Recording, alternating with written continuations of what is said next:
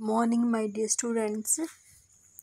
Mental health nursing में unit first new unit start कर दी थी। इसमें फर्स्ट यूनिट में देख लेते टर्मिनोलॉजी देखनी थी, टर्म्स डेफिनेशन जो कि साइकेट्रिक में यूज़ की जाती है उनकी डेफिनेशंस फर्स्ट देख लेते हैं। टोटल नेम्स मैंने आपको लिस्ट इसकी लिखवा दी थी, कल वाले नोट्स में दी थी, और आज इनका डेफिनेशन देख लेते हैं। तो फर्स्ट था उसमें माइंड। माइंड क्या है? तो माइंड इसमें देखते हैं।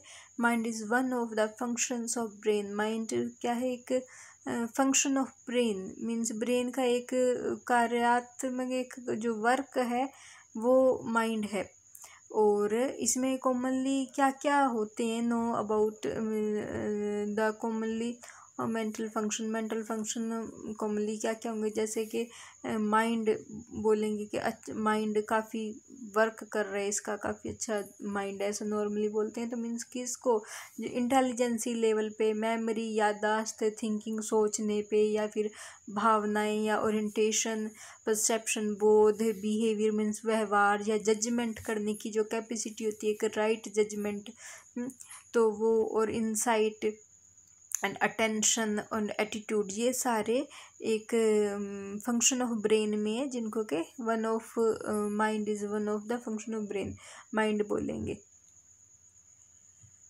And next behaviour. बिहेवियर क्या है? Behaviour everything that an organism does from the day of conception till death, means के वो सारा कुछ कब से जो एक प्राणी, जो भी एक पर्सन हर दिन मीन्स के गर्भ धारण से लेके डेथ तक जो कुछ भी करता है वो सारा कुछ बिहेवियर होगा, वो सब कुछ बिहेवियर में जाना जाएगा।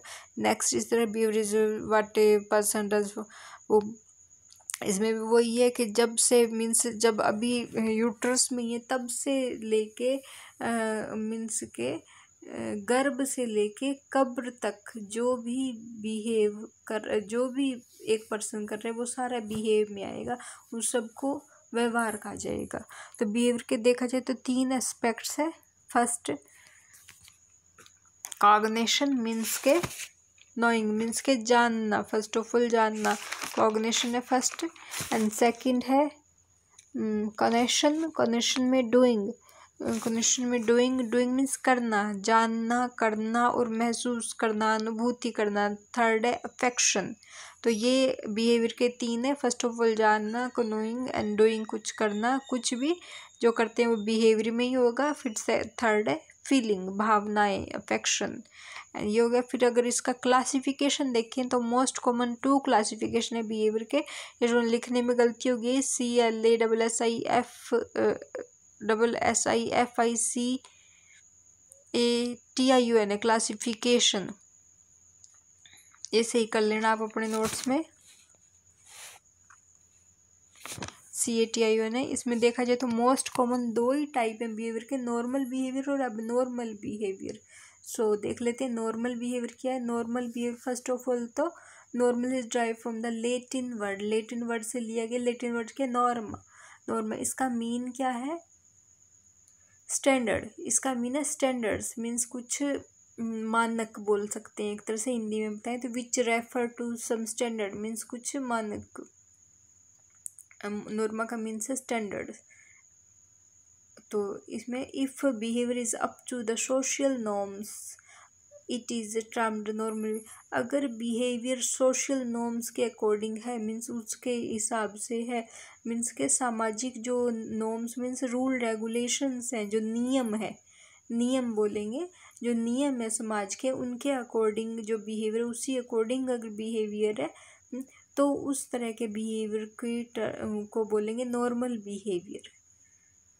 एंड नेक्स्ट है एबनॉर्मल बिहेवियर। एबनॉर्मल बिहेवियर क्या है? इसमें एबनॉर्मल मीन्स डिविएशन और difference from the norms. Norms वही नियम है, नियम से बिल्कुल अलग या फिर उनसे मीन्स हट के, डिविएशन मीन्स उनसे अलग होके, या फिर उनसे डिफरेंस मीन्स उनसे अलग, ये इस तरह का जो कुछ है उसको उसका मीन होता है एबनॉर्मल। मीन्स के जो नियमों को तोड़ रहे हैं या नियमों का पालन नहीं कर रहे हैं या फिर नियमों से हट के अलग चल रहे हैं, तो उस बिहेवियर को बोलेंगे एबनॉर्मल बिहेवियर। इसके लिए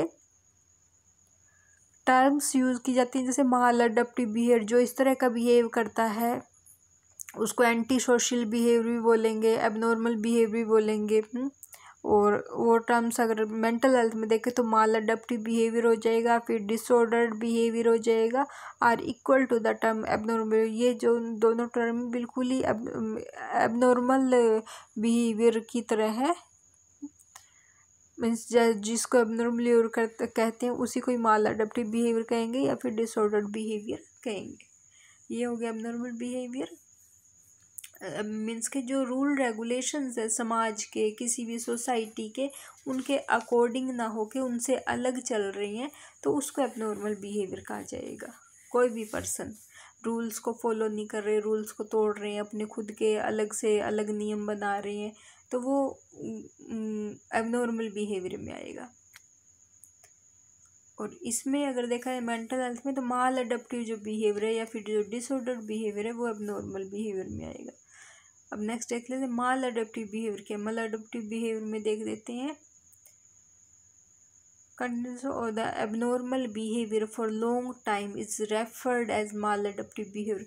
कंटिन्यूसली कोई एबनॉर्मल बिहेवियर लंबे समय से एक जैसा ही जो समाज में एक्सेप्टेबल ही नहीं है, फैमिली में या ग्रुप में, या खुद को भी हार्मफुल हो रहा है वो बिहेवियर, तो इस तरह का बिहेवियर लंबे समय से चल रहा है कंटिन्यू, तो इस तरह के बिहेवियर को इस तरह के बिहेवियर को बोल देंगे माल अडप्टिव बिहेवियर। तो ये होगा माल अडप्टिव बिहेवियर। सेकेंड है next 6 number mental disorder. Mental disorder क्या है?